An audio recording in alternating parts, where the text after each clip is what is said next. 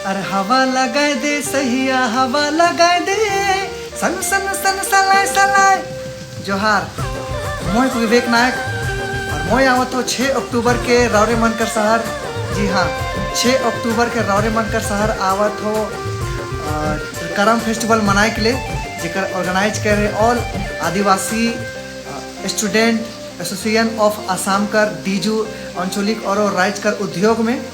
और मोय पता बतात हो जहाँ प्रोग्राम हुई, जहाँ मोय आवत हो पता है कि Dejoo play ground north Lakhimpur Assam में।